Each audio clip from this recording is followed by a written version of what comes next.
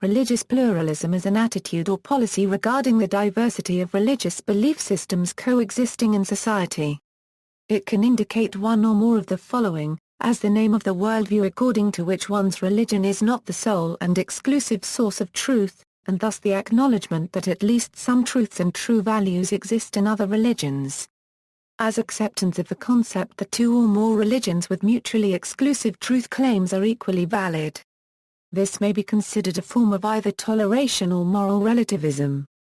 The understanding that the exclusive claims of different religions turn out, upon closer examination, to be variations of universal truths that have been taught since time immemorial. This is called perennialism or traditionalism. Sometimes as a synonym for ecumenism, that is, the promotion of some level of unity, cooperation, and improved understanding between different religions or different denominations within a single religion.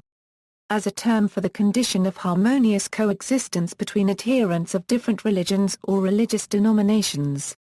As a social norm and not merely a synonym for religious diversity. Definition and scope.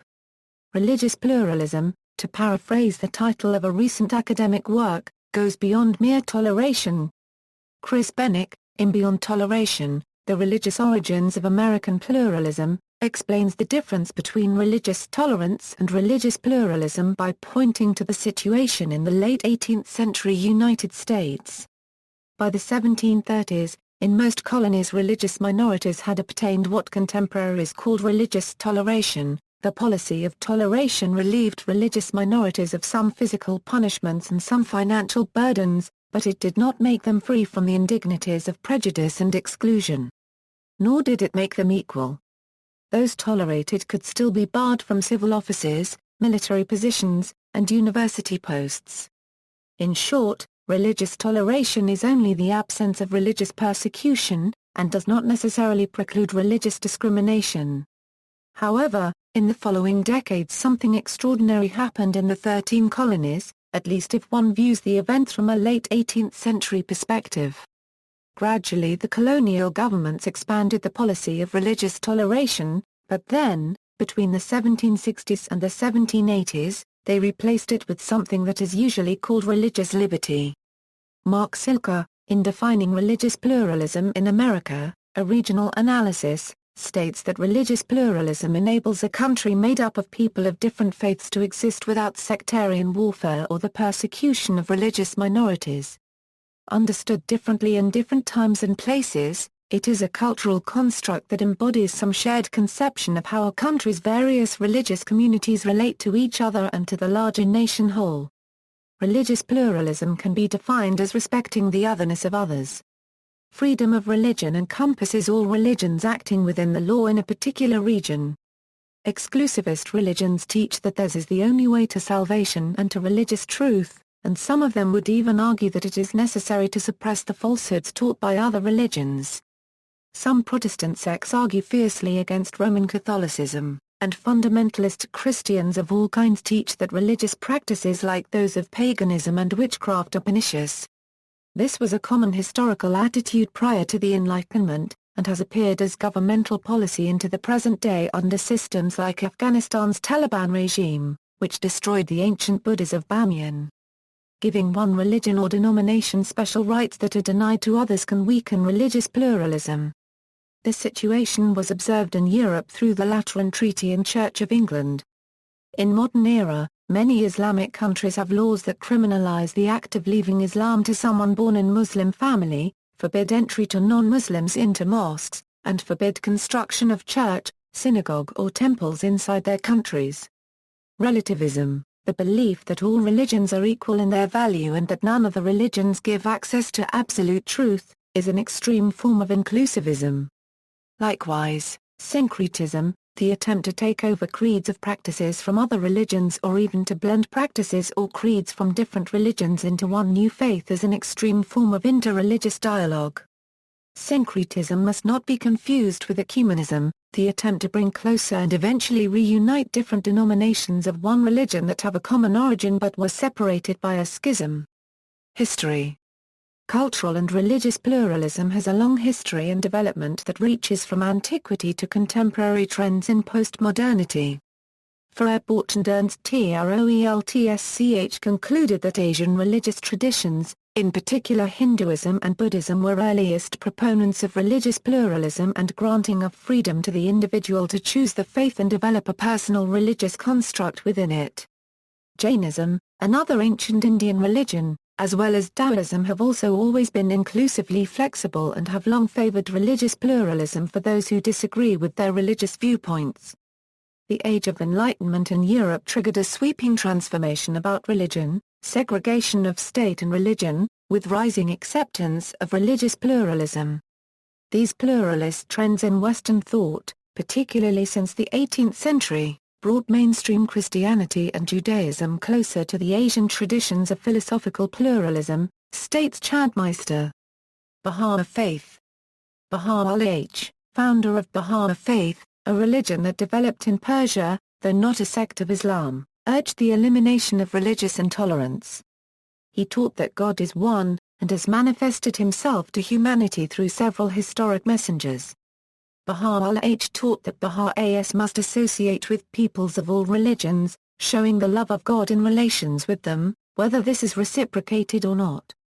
Baha'is refer to the concept of progressive revelation, which means that God's will is revealed to mankind progressively as mankind matures and is better able to comprehend the purpose of God in creating humanity.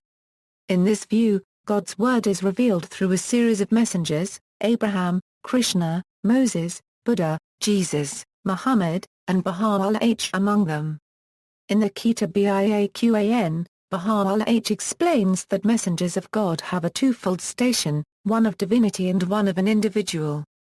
According to Baha'i writings, there will not be another messenger for many hundreds of years. There is also a respect for the religious traditions of the native peoples of the planet who may have little other than oral traditions as a record of their religious figures. Buddhism. The earliest reference to Buddhist views on religious pluralism in a political sense is found in the edicts of Emperor Ashoka.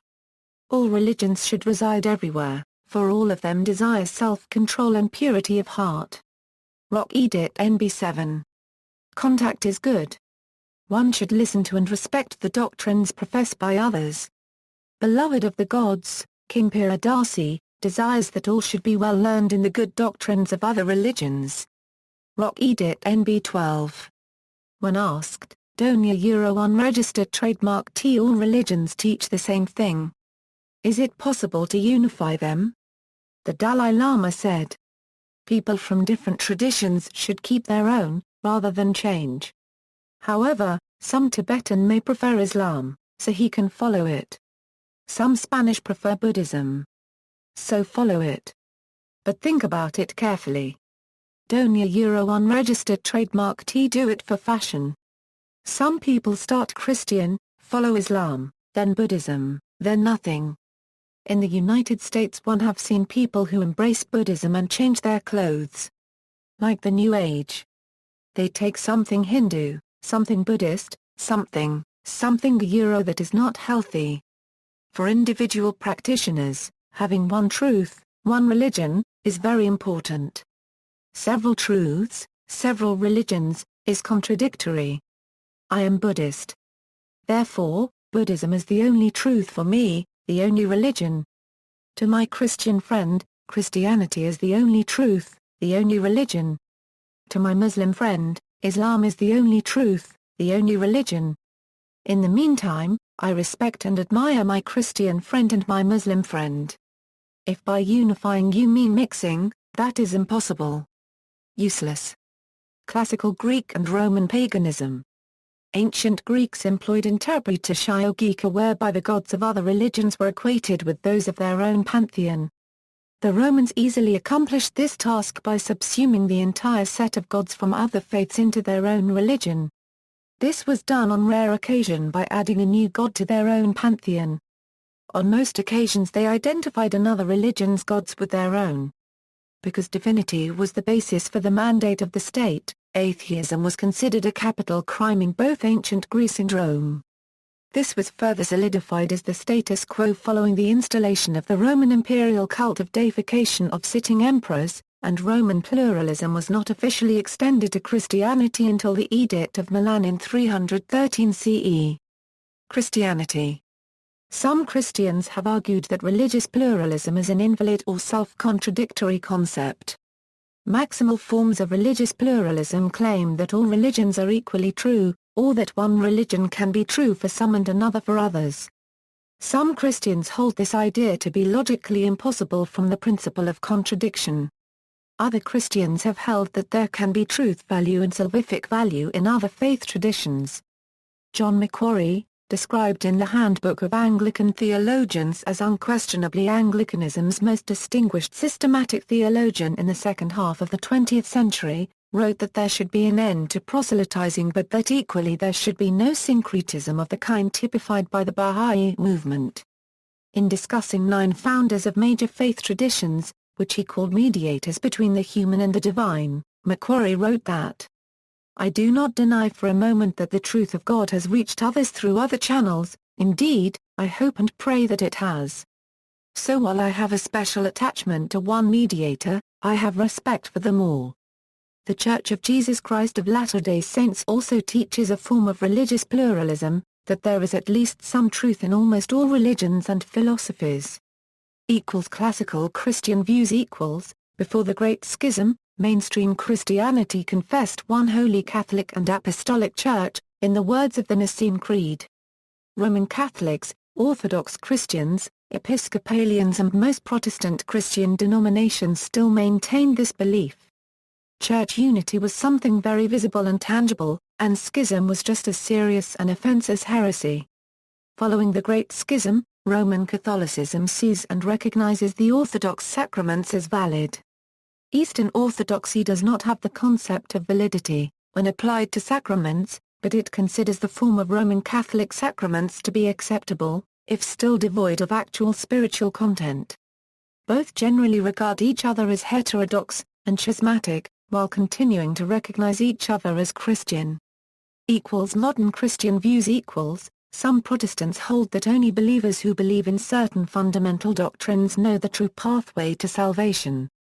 The core of this doctrine is that Jesus Christ was a perfect man, is the Son of God and that he died and rose again for the wrongdoing of those who will accept the gift of salvation. They continue to believe in one church, believing in fundamental issues there is unity and non-fundamental issues there is liberty. Some evangelicals are doubtful if Roman Catholicism or Eastern Orthodoxy are still valid manifestations of the Church and usually reject religious movements rooted in 19th-century American Christianity, such as Mormonism, Christian Science, or Jehovah's Witnesses as not distinctly Christian. See here. Hinduism. Hinduism is naturally pluralistic. A well-known Rigvedic hymn says, "Truth is one, though the sages know it variously." Similarly, in the Bhagavad Gita, God, manifesting as an incarnation, states, "As people approach me, so I receive them. All paths lead to me." The Hindu religion has no theological difficulties in accepting degrees of truth in other religions. Hinduism emphasizes that everyone actually worships the same God, whether one knows it or not. Just as Hindus worshipping Ganesh is seen as valid by those worshipping Vishnu, so someone worshipping Jesus or Allah is accepted. Many foreign deities become assimilated into Hinduism, and some Hindus may sometimes offer prayers to Jesus along with their traditional forms of God. Islam. Religious pluralism is a controversial subject in Islam. The primary sources that guide Islam, namely Quran and Hadiths, offer contradictory positions on religious pluralism. Some verses support religious pluralism, while others discourage it. The acceptability of religious pluralism within Islam remains a topic of active debate. In several surah, Quran asks Muslims to remain steadfast with Islam, and not yield to the vain desires of other religions and unbelievers. These verses have been interpreted to imply pluralism in religions. For example, Surah Al-Ma'idah verses 47 through 49 state, "Let the people of the gospel judge by what Allah hath revealed therein. If any do fail to judge by the light of what Allah hath revealed, they are no better than those who rebel.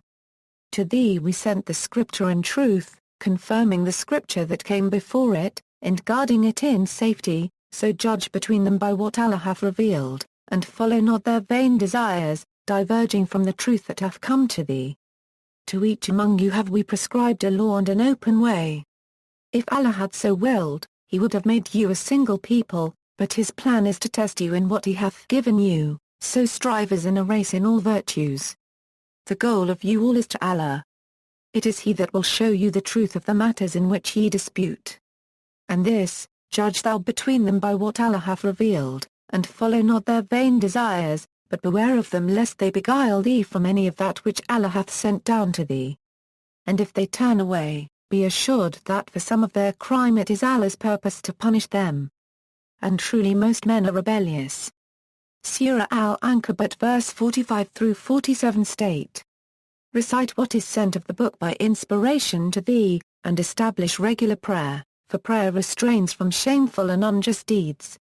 And remembrance of Allah is the greatest thing in life without doubt. And Allah knows the deeds that ye do. And dispute ye not with the people of the book, except with means better than mere disputation, unless it be with those of them who inflict wrong, but say, we believe in the revelation which has come down to us and in that which came down to you. Our Allah and your Allah is one. And it is to him we bow in Islam. And thus it is that we have sent down the book to thee. So the people of the book believe therein, as also do some of these pagan Arabs, and none but unbelievers reject our signs. Surah Al-Imran verses 62-66 state. This is the true account, there is no God except Allah. And Allah he is indeed the exalted in power, the wise. But if they turn back, Allah hath full knowledge of those who do mischief. Say, O people of the book, come to common terms as between us and you, that we worship none but Allah. That we associate no partners with him. That we erect not, from among ourselves, lords and patrons other than Allah. If then they turn back, say ye, bear witness that we at least are Muslims bowing to Allah's will. Ye people of the book, why dispute ye about Abraham, when the law and the gospel were not revealed till after him? Have ye no understanding? Ah! Ye are those who fell to disputing even in matters of which ye had some knowledge. But why dispute ye in matters of which ye have no knowledge? It is Allah who knows, and ye who know not. Surah Al-Kafirun verse 1-6 state.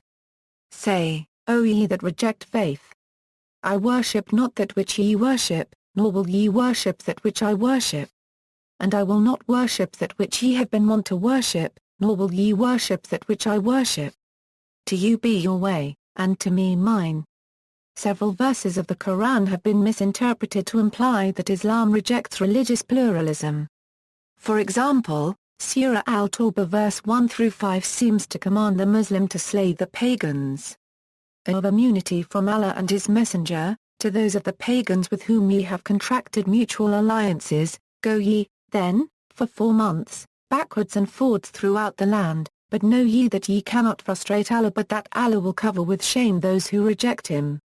And an announcement from Allah and his messenger, to the people on the day of the great pilgrimage, that Allah and his messenger dissolve obligations with the pagans. If then, ye repent, it were best for you. But if ye turn away, know ye that ye cannot frustrate Allah. And proclaim a grievous penalty to those who reject faith.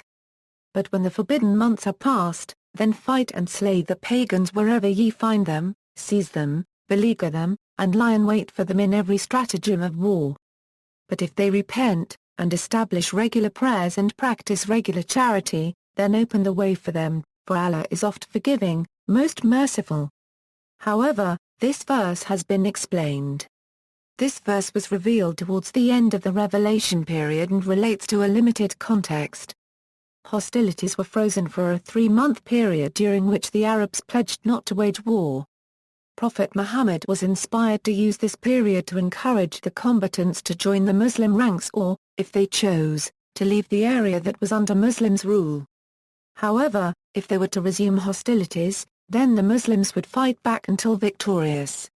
One is inspired to note that even in this context of war, the verse concludes by emphasizing the divine attributes of mercy and forgiveness.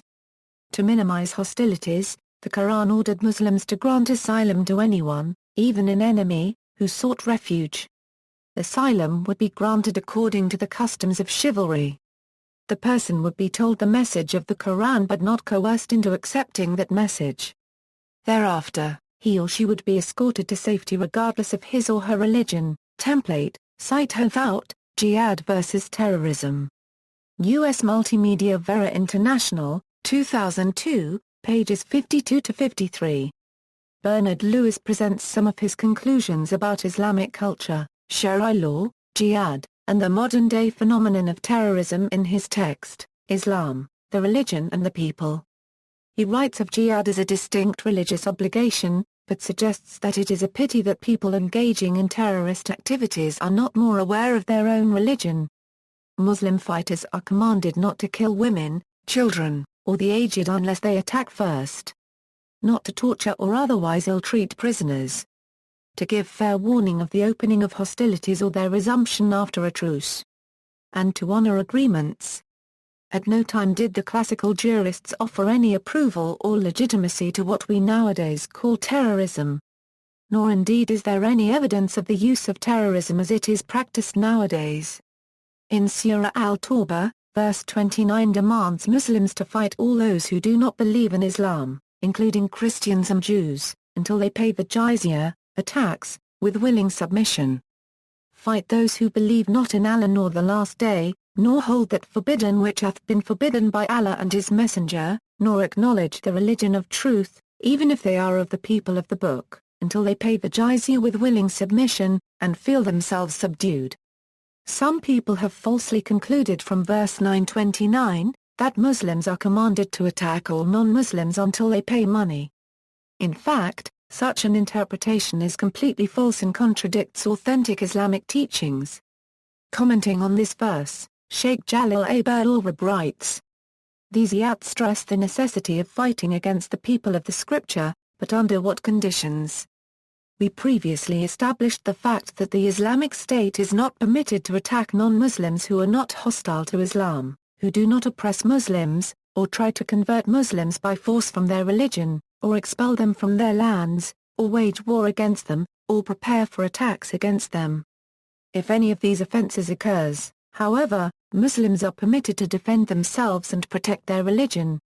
Muslims are not permitted to attack non-Muslims who sign peace pacts with them, or non-Muslims who live under the protection of the Islamic State. Template, source equals Abu al-Rab, Holy Wars, Crusades, Jihad. In Surah Al-Nisa, verse 89 has been misquoted to seem that it says to slay the apostates.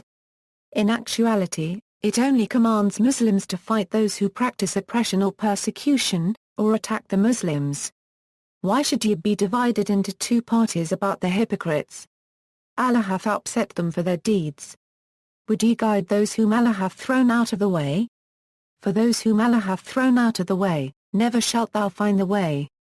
They but wish that ye should reject faith, as they do, and thus be on the same footing, so take not friends from their ranks until they forsake the domain of evil in the way of God. But if they revert to open enmity, seize them and slay them wherever ye find them. And take no friends or helpers from their ranks. Except those who join a group between whom and you there is a treaty, or those who approach you with hearts restraining them from fighting you as well as fighting their own people. If God had pleased, he could have given them power over you, and they would have fought you. Therefore if they withdraw from you but fight you not, and send you peace, then God hath opened no way for you. Others you will find that wish to gain your confidence as well as that of their people, every time they are sent back to temptation, they succumb thereto. If they withdraw not from you nor give you of peace besides restraining their hands, seize them and slay them wherever ye get them. In their case we have provided you with a clear argument against them. In Surah Al-Bayyinah verses 6-7 calls people of the book and polytheists who reject truth revealed by Islam, the worst of creatures, but the verse has very little to do with the subject of religious pluralism. Those who reject truth, Islam, among the people of the book and among the polytheists, will be in hellfire, to dwell therein for aye. They are the worst of creatures. Those who have faith and do righteous deeds, they are the best of creatures. Sufism the Sufis were practitioners of the esoteric mystic traditions within an Islam at a certain point. Sufism is defined by the Sufi master or fakir or wali in the language of the people by dancing and singing and incorporating various philosophies, theologies, ideologies and religions together.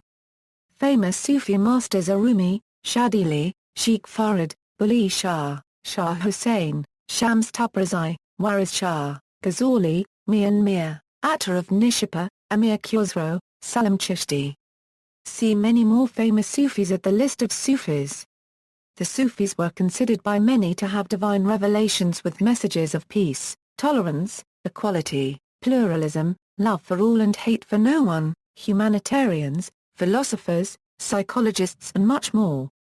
Many had the teaching if you want to change the world, change yourself and you will change the whole world. The views of the Sufi poets, philosophers and theologians have inspired multiple forms of modern-day academia as well as philosophers of other religions. See also Blind Men and an Elephant. Persian poet Rumi says, "I looked for God. I went to a temple, and I didn't find him there. Then I went to a church, and I didn't find him there. And then I went to a mosque, and I didn't find him there. And then finally I looked in my heart, and there he was." Rumi also says, "How many paths are there to God? There are as many paths to God as there are souls on the earth." Rumi also says, "A true lover doesn't follow any one religion, be sure of that. Since in the religion of love, there is no irreverence or faith. When in love, body, mind, heart and soul don't even exist. Become this, fall in love, and you will not be separated again." Ahmadiyya equals. Ahmadis recognize many founders of world religions to be from God, who all brought teaching and guidance from God to all peoples. According to the Ahmadiyya understanding of the Quran, every nation in the history of mankind has been sent a prophet, as the Quran states, and there is a guide for every people. Though the Quran mentions only 24 prophets, the founder of Islam, Muhammad states that the world has seen 124,000 prophets. Thus other than the prophets mentioned in the Quran, Ahmadis, with support from theological study also recognize Buddha, Krishna, founders of Chinese religions to be divinely appointed individuals. The second caliphatal mesh of the Ahmadiyya Muslim community writes, "According to this teaching there has not been a single people at any time in history or anywhere in the world who have not had a warner from God, a teacher, a prophet. According to the Quran there have been prophets at all times and in all countries. India, China, Russia, Afghanistan, parts of Africa, Europe, America all had prophets according to the theory of divine guidance taught by the Quran. When, therefore, Muslims hear about prophets of other peoples or other countries, they do not deny them. They do not brand them as liars. Muslims believe that other peoples have had their teachers. If other peoples have had prophets, books, and laws, these constitute no difficulty for Islam." Msulam Ahmad, founder of the Ahmadiyya Muslim community, wrote in his book A Message of Peace, "Our God has never discriminated between one people and another. This is illustrated by the fact that all the potentials and capabilities which have been granted to the Aryans have also been granted to the races inhabiting Arabia, Persia, Syria, China, Japan, Europe and America." In modern practice religious pluralism is a contested issue in modern Islamic countries. 23 Islamic countries have laws, as of 2014, which make it a crime, punishable with death penalty or prison, for a Muslim, by birth or conversion, to leave Islam or convert to another religion. In Muslim countries such as Algeria, it is illegal to preach, persuade or attempt to convert a Muslim to another religion. Saudi Arabia and several Islamic nations have strict laws against the construction of Christian churches, Jewish synagogues, Hindu temples and Buddhist stupas anywhere inside the country, by anyone including minorities working there. Brunei in Southeast Asia adopted Sharia law in 2013 that prescribes a death penalty for any Muslim who converts from Islam to another religion. Other Islamic scholars state Sharia does not allow non-Muslim minorities to enjoy religious freedoms in a Muslim-majority nation, but other scholars disagree. Jainism. Nkntava, the principle of relative pluralism, is one of the basic principles of Jainism. In this view, the truth or the reality is perceived differently from different points of view, and no single point of view is the complete truth. Jain doctrine states that an object has infinite modes of existence and qualities, and they cannot be completely perceived in all its aspects and manifestations, due to inherent limitations of the humans. Only the Kevalents the omniscient beings can comprehend the object in all its aspects and manifestations, and all others are capable of knowing only a part of it. Consequently, no one view can claim to represent the absolute truth. Jains compare all attempts to proclaim absolute truth with Andhagajaya, or the maxim of the blind men and elephant, wherein all the blind men claim to explain the true appearance of the elephant, but could only partly succeed due to their narrow perspective. Judaism. The Mosaic Law categorically warns the Jews to refrain from polytheism. First and the second commandment, "You shall not have another God except me, worship your God with all your heart and with all your soul." Throughout the Hebrew Bible, the sovereignty of Yahweh as the only God is the key pillar of a chosen community of Israel. Sikhism. The Sikh gurus have propagated the message of many paths leading to the one God and ultimate salvation for all souls who treading on the path of righteousness. They have supported the view that proponents of all faiths, by doing good and virtuous deeds and by remembering the Lord, can certainly achieve salvation. Sikhs are told to accept all leading faiths as possible vehicles for attaining spiritual enlightenment, provided the faithful study, ponder and practice the teachings of their prophets and leaders. Sikhism had many interactions with Sufism as well as Hinduism, influenced them and was influenced by them. See Islam and Sikhism and Hinduism and Sikhism. The Holy Book of the Sikhs says, "Do not say that the Vedas and the Quran are false. Those who do not contemplate them are false." As well as, some call the Lord Ram, Ram, and some Khuda. Some serve him as Gushan, others as Allah. He is the cause of causes, and generous. He showers his grace and mercy upon us. Some pilgrims bathe at sacred shrines, others go on Hajj to Mecca. Some do devotional worship, whilst others bow their heads in prayer. Some read the Vedas, and some the Quran. Some wear blue robes, and some wear white. Some call themselves Muslim, and some call themselves Hindu. Some yearn for paradise, and others long for heaven. Says Nanak, one who realizes the hukam of God's will, knows the secrets of his Lord Master. One who recognizes that all spiritual paths lead to the one shall be emancipated. One who speaks lies shall fall into hell and burn. In all the world, the most blessed and sanctified are those who remain absorbed in truth. The seconds, minutes, and hours, days, weeks and months and various seasons originate from one sun. O Nanak, in just the same way, the many forms originate from the Creator.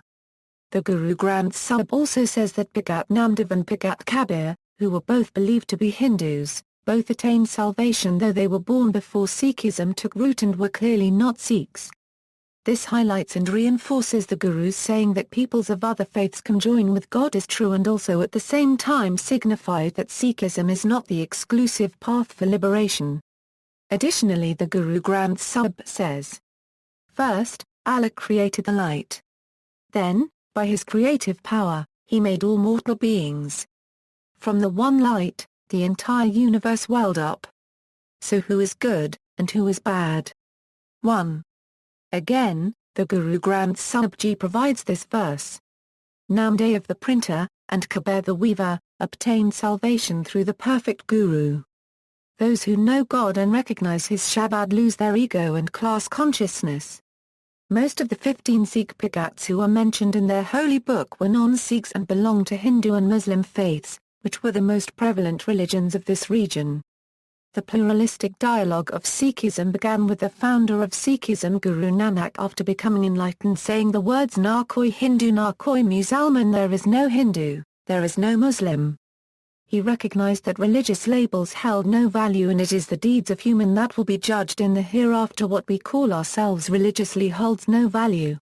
Sikhs have been considered eager exponents of interfaith dialogue and will not only accept the right of others to practice their faith but have in the past fought and laid down their lives to protect this right for others. See the sacrifice of the ninth Sikh Guru, Guru Teg Bahadur, who on the final desperate and heart-rending pleas of the Kashmiri Pandit, agreed to put up a fight for their right to practice their religion. He was executed so another religion besides his own could have the freedom to practice their religion against the tyrannic Mughal Empire that were forcing people to accept Islam. Religious pluralism and human service professions. The concept of religious pluralism is also relevant to human service professions, such as psychology and social work, as well as medicine and nursing, in which trained professionals may interact with clients from diverse faith traditions. For example, psychologist Kenneth Pargamont has described 4 possible stances toward client religious and spiritual beliefs, which he called rejectionist, exclusivist, constructivist, and pluralist. Unlike the constructivist stance, the pluralist stance recognizes the existence of a religious or spiritual absolute reality but allows for multiple interpretations and paths toward it. In contrast to the exclusivist who maintains that there is a single path up the mountain of God, the pluralist recognizes many paths as valid. Although both the exclusivist and the pluralist may agree on the existence of religious or spiritual reality, the pluralist recognizes that this reality is expressed in different cultures and by different people in different ways. Because humans are mortal and limited, a single human religious system cannot encompass all of the religious or spiritual absolute reality. Importantly, the pluralistic therapist can hold personal religious beliefs while appreciating those of a client with different religious beliefs. The pluralist recognizes that religious value differences can and will exist between counselors and clients without adversely affecting therapy. The stances implied by these 4 helping orientations on several key issues, such as should religious issues be discussed in counseling, have also been presented in tabular form. The profession of chaplaincy, a religious profession, must also deal with issues of pluralism and the relevance of a pluralistic stance. For example, Freiberg argues, with growing populations of immigrants and adherents of religions not previously seen in significant numbers in North America, spiritual care must take religion and diversity seriously. Utmost respect for the resident spiritual and religious histories and orientations is imperative. See also. References. Works cited. Bennick, Chris. Beyond Toleration, The Religious Origins of American Pluralism. Diane A. New Religious America, How a Christian Country Has Become the World's Most Religiously Diverse Nation. Mitvei Emuna, Statement of Principles of Conservative Judaism, Robert Gordis al., Jewish Theological Seminary and the Rabbinical Assembly, 1988. ASHK de la Copyright N. Sirat el-Mustaqim, One or Many? Religious Pluralism Among Muslim Intellectuals in Iran in the Blackwell Companion to Contemporary Islamic Thought, ed. Ibrahim Abu Rabi, Oxford, 2006. Ground Rules for a Christian-Jewish Dialogue in the Root and the Branch, Robert Gordis, University of Chicago Press, 1962, Hutchison, William. A Religious Pluralism in America, The Contentious History of a Founding Ideal. Kalman, Richard, Christians and Heretics in Rabbinic Literature of Late Antiquity, Harvard Theological Review, Volume 87, 2, pages 155 to 169. Toward a Theological Encounter, Jewish Understandings of Christianity ed. Leon Klinicki, Paulist Press/Stimulus, 1991, Moman, M.A. Short Introduction to the Bahá'í Faith. Oxford, UK, One World Publications. ISBN 1-85168-209-0. Monaco, Maria Rosa, The Ornament of the World, How Muslims, Jews, and Christians Created a Culture of Tolerance in Medieval Spain, People of God, Peoples of God ed. Hansuko, WCC Publications, 1996, Kenneth Einar Himmer, A Euro-OE Finding a High Road, The Moral Case for Salvific Pluralism, A Euro International Journal for Philosophy of Religion, Volume 52, No. 1, 1-33. Further reading, Ankel, Guy, 2000. Global Communication Without Universal Civilization. INU Societal Research. Volume 1, Coexisting Contemporary Civilizations, Arabo-Muslim, Bharati, Chinese, and Western. Geneva, INU Press. ISBN 2-88155-004-5. Albanese, Catherine, America, Religions and Religion. Belmont, Wadsworth Publishing, 1998, ISBN 0-534-50457-4. External links: Global Center for Pluralism, Council on Foreign Relations, Religion and Foreign Policy Initiative, The Pluralism Project, Researching Religious Diversity in the United States, A New Religious America, Managing Religious Diversity in a Democracy, Challenges and Prospects for the 21st Century by Diana Leake, retrieved July 16, 2009. The Journal of Interreligious Dialogue, Elijah Interfaith Institute, Interreligious Dialogue. Buddhism Standing Up for the Middle Way, A Buddhist Perspective on Religious Freedom. Christianity Nostra Aetate, Declaration on the Relation of the Catholic Church to Non-Christian Religions, World Council of Churches Bibliography of Works on Religious Pluralism. Hinduism Big Picture TV video of Ela Gandhi, granddaughter of Mahatma Gandhi, talking about religious pluralism. Islam Islam and Religious Pluralism by Ayatollah Murtada Mutahhari, Spiritual Education Lesson Plans for Children Dead Link. Judaism The Imperative of Religious Pluralism, A Conservative Jewish View, Darbu Emet, A Jewish Statement About Christianity.